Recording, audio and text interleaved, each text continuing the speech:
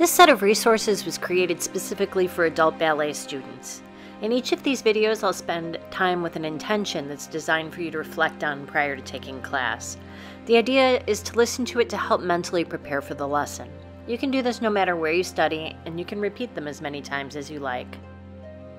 Today's intention is about competing with others or comparing yourself to another student. Pretty much everyone's guilty of this at some time or another, and the truth is, this is one of the least helpful things you can do for yourself. The worst part is, we're usually aware of the fact that it's harmful, but we do it anyway. Seems like it's human nature to want the things that we don't have. So, how do we break out of this habit?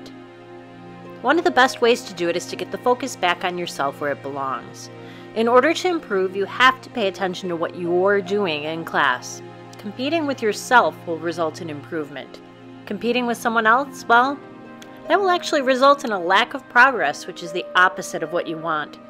And it doesn't feel good either. As a matter of fact, you'll often run across a quote that is attributed to none other than Baryshnikov himself on this very subject. It goes like this: "I do not try to dance better than anyone else. I only try to dance better than myself."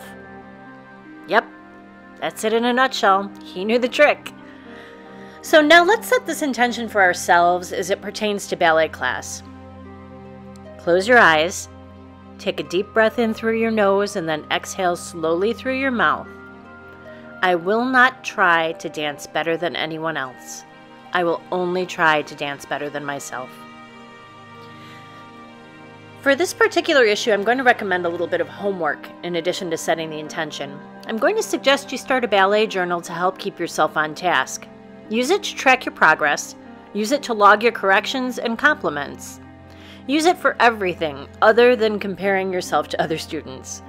Just the knowledge that you have to write in the journal after class will help you keep your thoughts on your growth and development as a dancer. During class, don't let yourself dwell on the other student. If you find your mind drifting there, simply refocus yourself in whatever exercise you're doing. Trust me, it will help.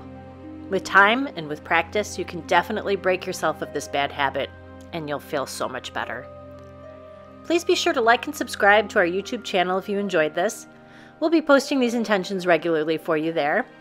To be notified when they go live, take a moment to click on the notification bell on YouTube once you've subscribed so you'll be sure to hear from us. Thanks.